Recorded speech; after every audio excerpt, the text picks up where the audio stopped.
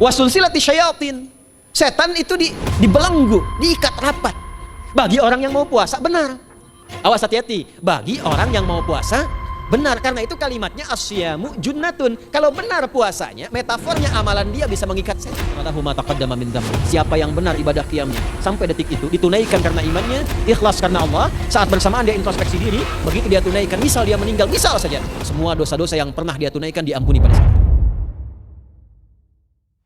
Bapak Ibu sekalian, saat perintah puasa itu diturunkan, hal pertama yang disampaikan oleh Nabi Sallallahu Alaihi Wasallam kepada para sahabat beliau pada masa itu dan berkelanjutan sampai kepada kita saat ini adalah menerangkan diantaranya tentang keutamaan Ramadan. Untuk menjawab sekaligus mengentaskan hoaks yang pada saat itu dibangun oleh orang-orang Yahudi yang tinggal di Madinah.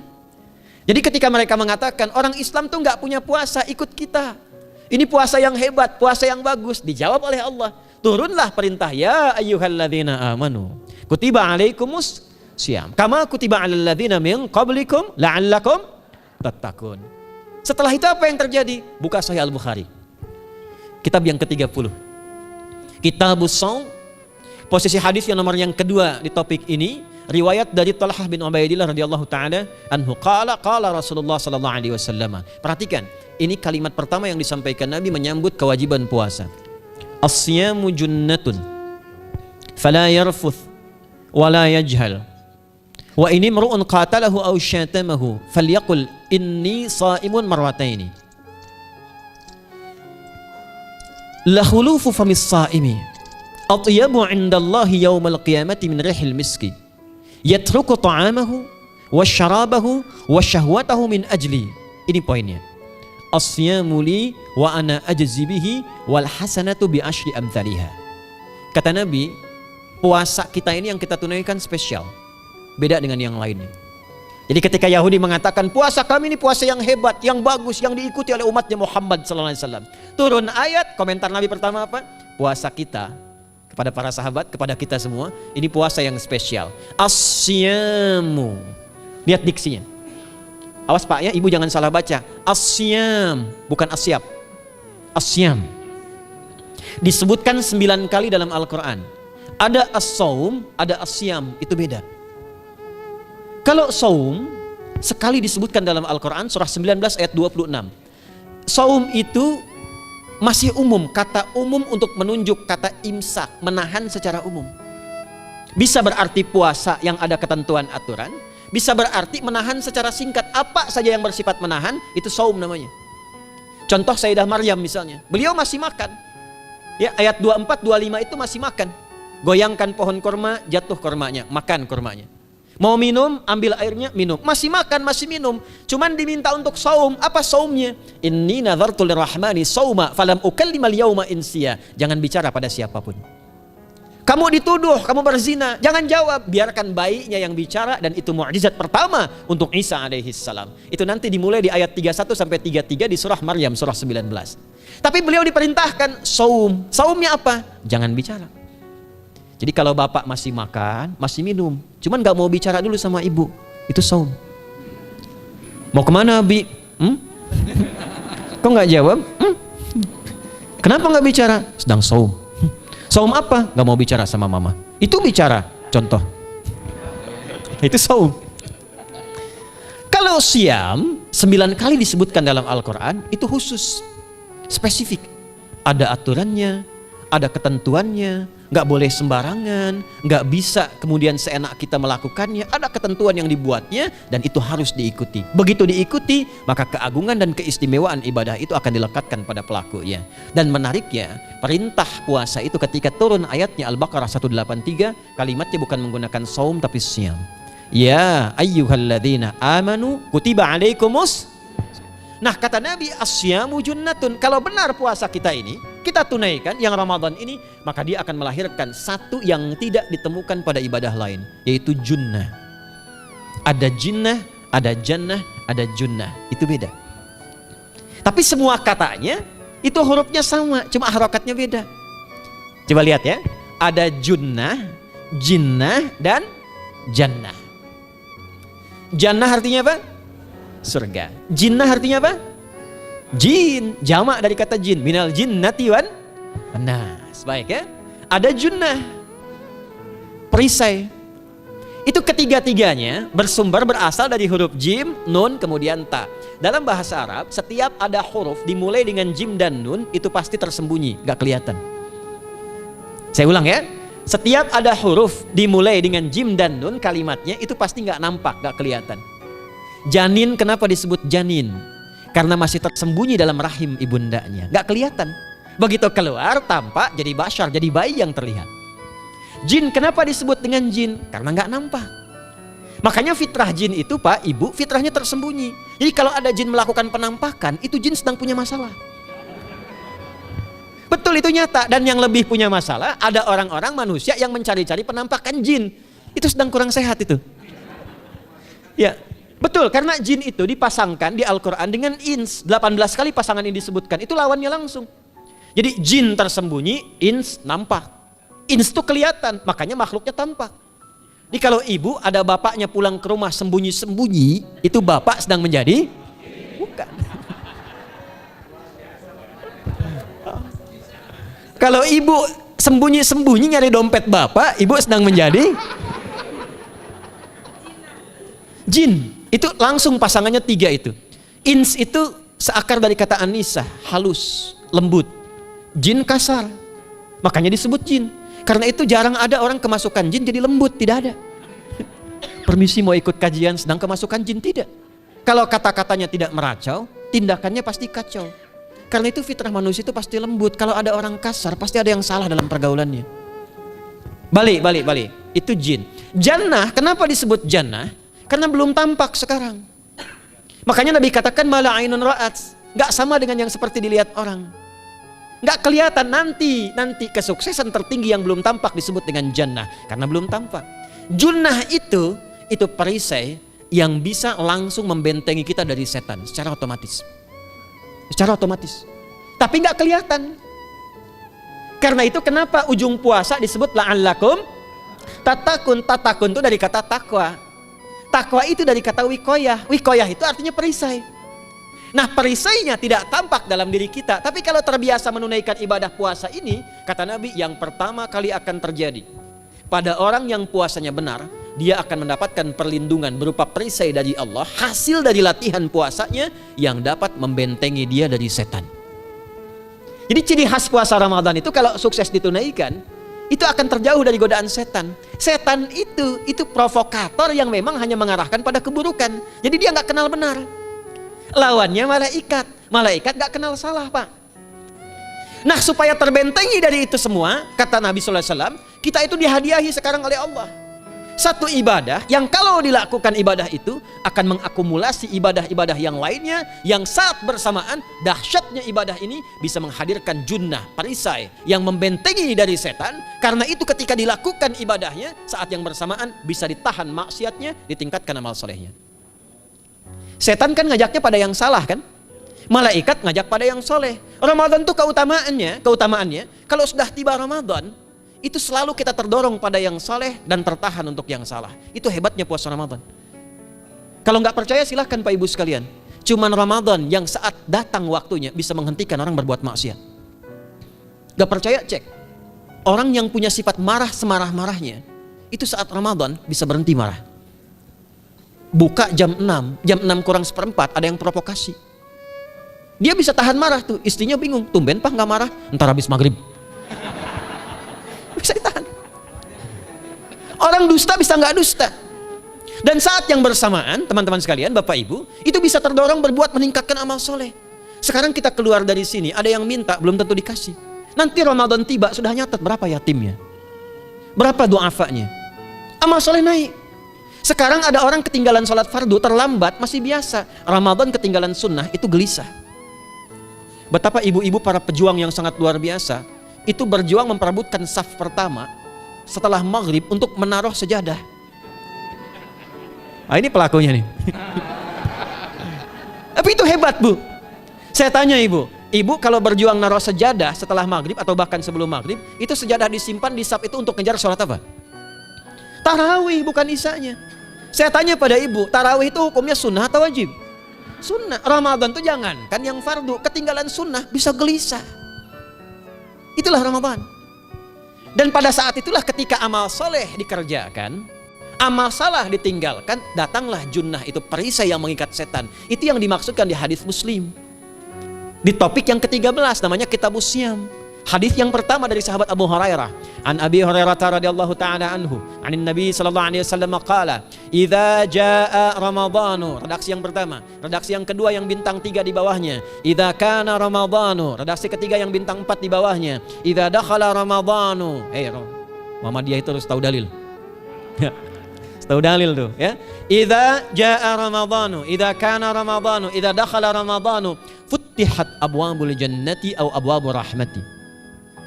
Wa ghulliqat abwabun nari aw abwabu jahannam. Wa sulsilatis syayatinu aw sufilatis syayatin. Ini maknanya. Kalau Ramadan sudah tiba, kata Nabi, maka dibukakanlah pintu-pintu surga. Para ulama berbeda pendapat dalam tafsir tentang hadis ini. Pintu-pintu surga ada yang mengatakan real dibuka. Ada yang mengatakan dengan penafsiran metafor. Pintu surga itu pintunya lewat amalan. Ada 8 pintu surga kata Nabi dalam hadis yang lain, ya. Fil jannati thamaniyatu abwabin fiha babun yusamma ar-rayanu la yadkhuluhu illa as-shaimun fa idza dakhaluhu ughliqa. Di surga itu ada 8 pintu surga. 8 itu ternyata di hadis lain pintunya semua amal soleh. Ada pintu salat, pintu puasa namanya ar-rayyan, ada pintu sedekah, pintu zakat, pintu haji. Jadi kita itu sekarang fastabiqul khairat. Kenapa ada moto fastabiqul khairat? Itu kan diambil dari Al-Baqarah ayat 148. Siapa yang pengen memburu surga, buru di amalannya. Mungkin gak semuanya bisa dikerjakan. Kalau tidak semuanya, ambil salah satu yang paling disukai, konsisten di situ. Walikulli wijhatun huwa muwalliha. Setiap orang pasti punya kecenderungan untuk beramal. Ada yang senang puasa, ada yang senang tahajud, ada yang senang sedekah. Fastabiqul khairat, silahkan berburu, berlomba untuk mengerjakan apa yang disenangi itu. Itulah pintu surganya. Nah saat Ramadan, semua pintu surga itu dibuka Pak. Makanya kita senang kerjakan, sholatnya meningkat, sedekah meningkat, ngaji Quran meningkat. Saat yang bersamaan pintu neraka ditutup. Ada berapa pintu neraka? Ada berapa? Kalau pintu surga berapa tadi? 8. Hadisnya jelas, sahih dalilnya. Pintu neraka berapa? Bukan. Pilih. 6 atau 8? Yang 6 angkat tangan. Bukan 6, bukan 8, 7. Dalilnya apa? Dalilnya Quran surah Al-Hijr, surah ke-15 ayat ke-44.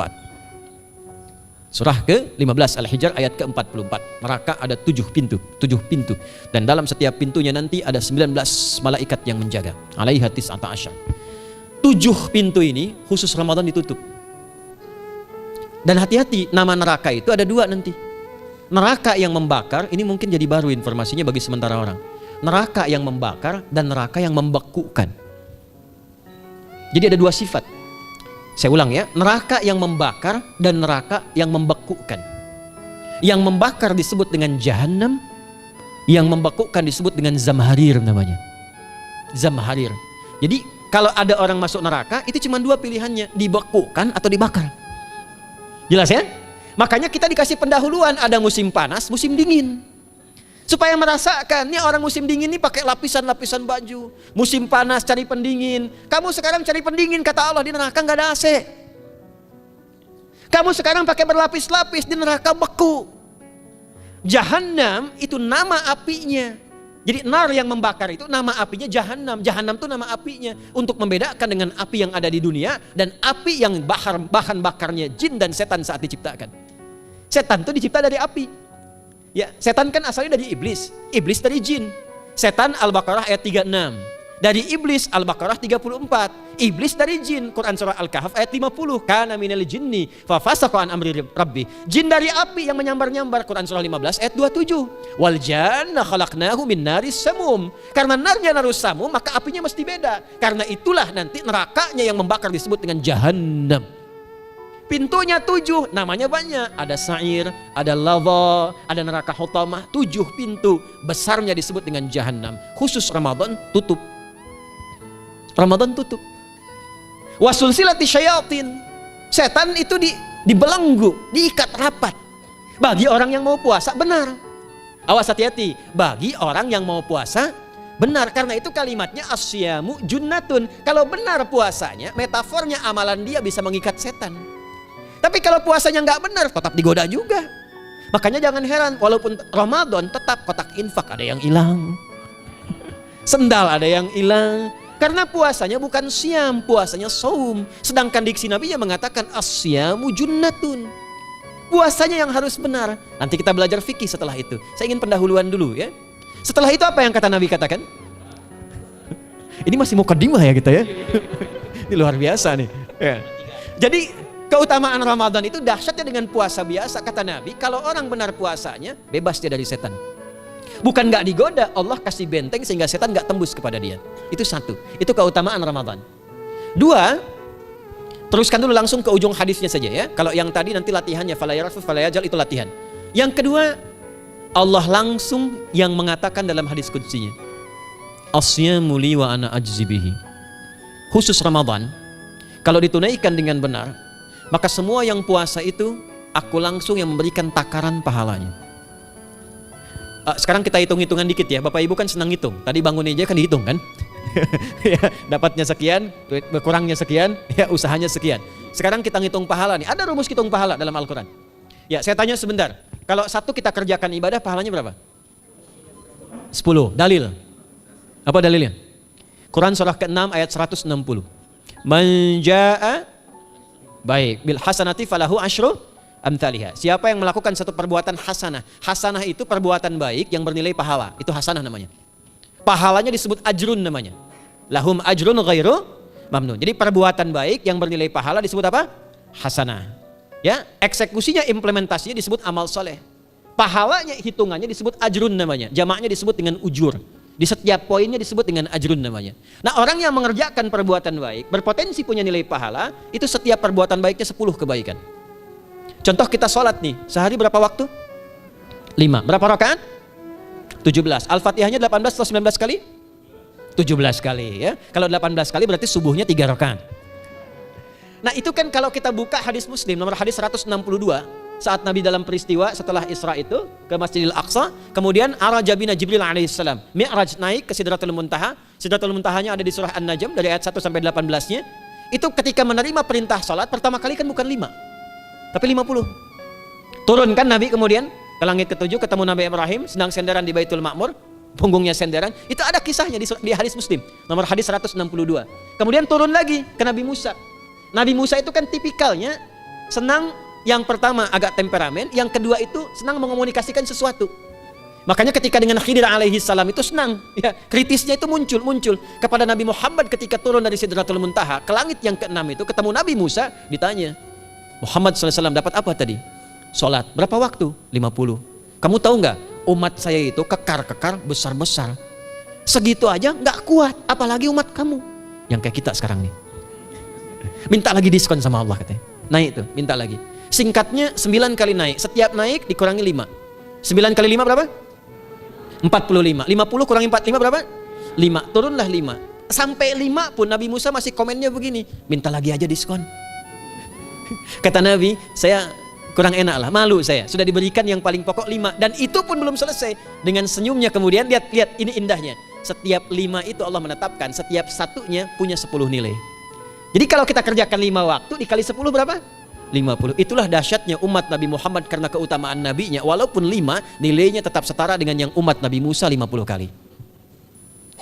Karena itu keutamaan Nabi Muhammad itu sangat luar biasa. Sampai nanti dipuji oleh begitu tinggi. Sifatnya, rasanya di ujung surah At-Taubah itu. Akhlaknya di surah Al-Qalam itu. Dan karena kemuliaan ini kita dapat barakahnya. Percikan keberkahannya. Apa itu? Ketika Ramadan yang puasa-puasa lain standar. Puasanya umat Muhammad SAW, setiap puasanya itu pahalanya dilipat gandakan tak terbatas. Allah langsung menilai keikhlasan pada hambanya. Paling minimal kalikan 10 kali lipat lagi dari hari biasa. Wal hasanatu bi asyri amthaliha. Jadi kalau sekarang baca Quran sekarang ini, satu hurufnya berapa? Tahu dari mana? Ya, di At-Tirmidzi nomor hadis 2910. Man qara'a harfan min kitabillahi falahu asyru hasanat. Setiap ada orang baca satu kitabullah, dengan syarat dia mukmin, muslim, baca satu huruf dari kitab Allah, dapat 10 kebaikan. Satu hurufnya 10 bu, Pak. Walam aqul alif lam mim harfun, saya tidak katakan kata Nabi alif lam mim satu huruf. Walakin alifun harfun, lamun harfun, mimun harfun, walikulli harfin asyru hasanat. Tapi alifnya satu huruf, lamnya satu huruf, mimnya satu huruf, setiap hurufnya 10 kebaikan. Saya kalau ada papan tulis, saya turunkan ini pakai syarah ilmu arud. Itu dahsyat lagi. Arud itu menuliskan apa yang dikatakan, bukan menuliskan simbol yang ditunjukkan. Jadi kalau kita bilang alif, tulis alif. Dan alif itu kan ada 3 huruf, hamzah, lam, fa. Hamzah berapa huruf? Tulis lagi hamzah. Itu baca Quran kalau ikhlas, pahalanya berlipat. Paling standar satu hurufnya 10. Dan hampir nggak ada orang baca Quran cuma 1 huruf. Nun. Udah dulu 10 lumayan. Nggak ada. Pasti banyak itu. Dan Ramadan lebih meningkat lagi. Dan dikalikan 10 lagi. Itu paling standarnya 1 huruf 100 Pak, Bu. Makanya Ramadan tuh limpahan pahala. Rugi orang kalau nggak ibadah saat Ramadan itu. Nabi aja itu tadarusan Quran sekali khatam. Saat tahun meninggalnya 2 kali khatam. Untuk ngejar kemuliaan-kemuliaan contoh bagi kita. Itu Ramadan. Jadi ini yang pertama menjadikan kita mesti sadar Ramadan beda dengan bulan biasa. Maka disampaikan oleh Nabi yang pertama ada pelipat gandaan pahala.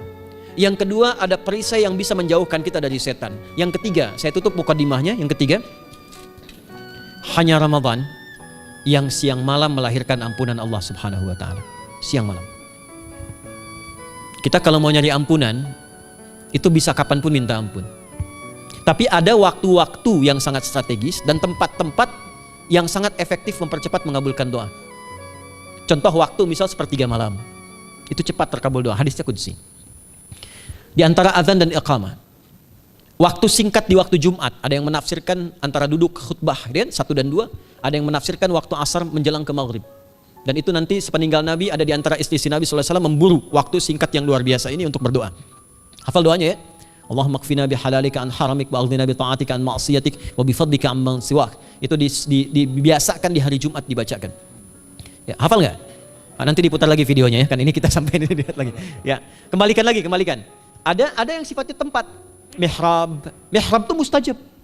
Makanya kenapa imam itu di mihrab? Karena mewakili makmum untuk berdoa. Karena itu pilih imam yang betul-betul paham fikih salat, bagus bacaannya dan ngerti fikih salat supaya dia sebelum salat melihat ke belakang.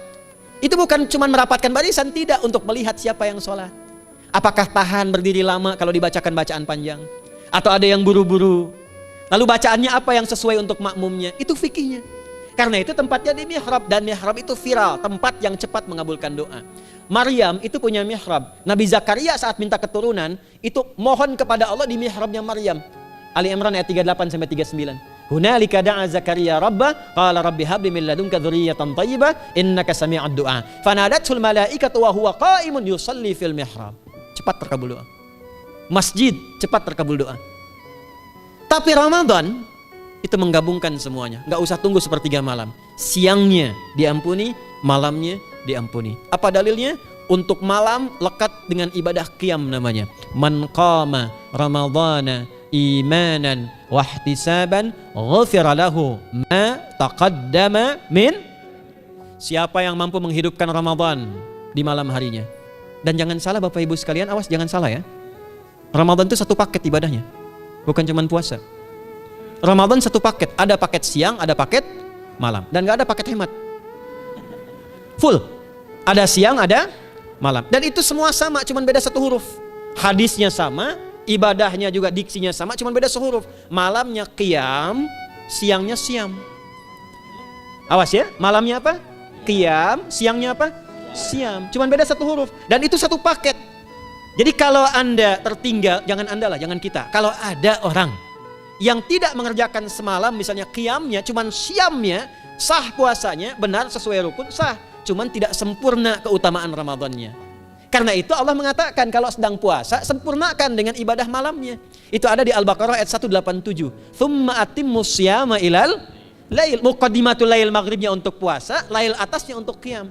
Orang yang mampu menghidupkan ibadah malam, jangan salah ya, nanti kita mulai puasa, insya Allah yang pertama dimulai ibadah malam. Qiyam, bukan siam. Jadi jangan terlampau soleh, puasanya nanti nunggu fajar. Malam itu qiyam. Nah qiyam ini ada potensi ampunan dosa Pak Bu. Jadi kalau kita manfaatkan ibadah ini dengan benar, misal ya kita kan nggak tahu ajal nih. Tiba kemudian kita manfaatkan qiyam bangun, ditunaikan dengan benar, itu Masya Allah. Meninggal misal dalam sujud, itu jaminannya, ghufira lahu ma taqaddama min dzambi. Siapa yang benar ibadah qiyamnya sampai detik itu, ditunaikan karena imannya, ikhlas karena Allah, saat bersamaan dia introspeksi diri, begitu dia tunaikan, misal dia meninggal, misal saja, semua dosa-dosa yang pernah dia tunaikan diampuni pada saat itu. Ma itu tanpa batas. Ma taqaddama min dzambi, ma semua yang pernah dia kerjakan dalam hidupnya. Karena itu viral. Sayyidah Aisyah itu pernah minta petunjuk pada Nabi di hadis Muslim. Bertanya pada Rasulullah, "Ya Rasulullah, kalau malamnya saya pengen ibadah dan qadar Allah bertepatan dengan malam Al-Qadar, apa yang saya minta?" Itu sampai diajarkan oleh Nabi doanya, dan doanya sahih. Di At-Tirmidzi dikuatkan lagi dengan lebih lengkap redaksinya. Kata Nabi, kalau engkau bersamaan dengan itu malam hari bangun, bersamaan, faquli, katakanlah, Allahumma innaka afuwun karim tuhibbul afwa fa'fu anni.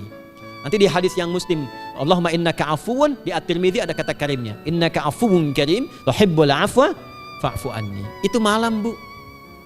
Biasanya nunggu sepertiga malam, waktu sahar. Ya, jadi waktu sahar itu waktu singkat menjelang fajar. Kalau subuh sekarang 4:08, itu kira-kira sahar tuh jam setengah 4 lah, ya. 3:30 sampai jam 4 itu namanya sahar. Bukan lail. Kalau lail dari ba'da isya sampai sahar. Sekarang isya setengah 8 misalnya, jam 8 tuh sampai setengah 4 namanya lail. Jelas ya? Lail tuh malam, jamaknya layali. Turunannya lela, lili, lala itu malam. Ya, ibu leli, ibu malam-malam gitu ya. Gitu. Nah, itu waktu menjelang fajar setelah lail, sahar, jamaknya ashar. Ashar itu disampaikan di Al-Qur'an, waktu terbaik untuk istighfar. Quran surah 51 ayat 18. Wabil ashari hum yastaghfirun.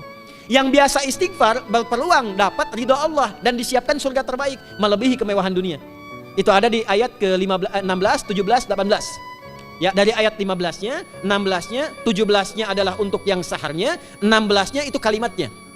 Ya, 16-nya yang dengan mengatakan Rabbana amanna faghfir lana dzunubana wa qina adzabannar. Ayat 17-nya as-sabirina was-sadiqina wal qanitina wal munfiqina wal mustaghfirina bil ashar. Itu hari biasa seperti sekarang. Ramadan dari ba'da isya sampai terus lagi sampai masuk waktu fajar, siangnya pun masih ada ampunan Allah.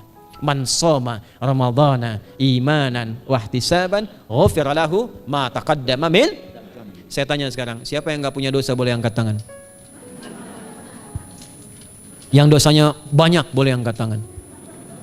Tuh, saking banyaknya kita nggak bisa ngangkat. Sekarang rubah kalimatnya. Yang ingin masuk surga angkat tangan. Insya Allah. Yang ingin surga Firdaus angkat tangan. Tuh, maka ironi itu tampak dalam perilaku kita. Pengen ke surga, tingkatan Firdaus, tapi ngaku dosa banyak. Itu dia. Maka Allah punya sifat Rahman dan Rahim. Rahman untuk dunia, Rahim untuk akhirat. Maka diberikanlah kesempatan Ramadan untuk menggugurkan semua dosa itu. Karena itulah Bapak Ibu sekalian, penting kita menyiapkan, karena nunggu Ramadan itu nggak mudah. Dan nggak semua orang itu akan sampai kepada momen yang dimaksudkan. Karena itulah malaikat Jibril itu langsung komen. Ya, jadi ada dua riwayat nih, Nabi yang berdoa, malaikat yang mengaminkan. Ada malaikat yang berdoa, Nabi yang mengaminkan. Jadi Nabi akan naik memberikan tausiah di mimbarnya. Mimbar Nabi itu ada 3 gundakan. Begitu naik ke gundakan pertama, ada 3 gundakan. Lalu tibalah kemudian beliau bersabda. Ada riwayat Nabi yang berkata, malaikat mengaminkan. Ada riwayat sebaliknya, malaikat yang berkata, Nabi mengaminkan. Raghima'an furajulin. Awas, hati-hati nih. Raghima'an furajulin. Liman adraka ramadhana falam yughfar lahu. Terhina di hadapan Allah Subhanahu wa taala. Kotor dirinya. Bu'dan, jauh dari rahmat Allah. Liman adraka ramadhana, siapa yang sudah disampaikan ke bulan Ramadan falam yughfar lahu, tapi tak mampu mendapat ampunan Allah Subhanahu wa taala. Karena itulah saya ingin cepat. Satu, kenapa Ramadan istimewa? Karena ada ampunan Allah yang sangat luar biasa. Kenapa Ramadan istimewa? Karena ada pelipat gandaan pahala. Kenapa Ramadan istimewa? Karena ada peluang untuk menjauhkan dari setan. Dan yang terakhir, Ramadan istimewa karena semua waktu siang dan malam mempercepat terkabulnya doa. Itu yang dijamin di ayat 186 dalam rangkaian ayat Siyam dari ayat 183 sampai 187. Ayat 186-nya khusus untuk mempercepat terkabulnya doa. Wa idza sa'alaka 'ibadi 'anni fa inni qarib ujibu da'watad da'i idza da'an falyastajibu li wal yu'minu bi la'allahum yarshudun. Tafsirnya apa? Hadis Nabi sallallahu alaihi wasallam, "Thalathatun la turaddu da'watuhum al-imamul 'adil was-sha'ima hatta yuftira wa da'watul mazlum. 3 golongan yang doanya sulit sekali ditolak. Yang pertama imam yang adil, yang kedua adalah orang puasa sampai berbuka, dan ketiga doa orang yang terzalimi. Jadi kalau Bapak Ibu pengen cepat dikabulkan doanya secepat kilat, maka jadilah pemimpin yang adil. Kalau belum mampu, latihan puasa. Kalau belum mampu lagi, banyak-banyak terzalimi dan berdoa. Ya.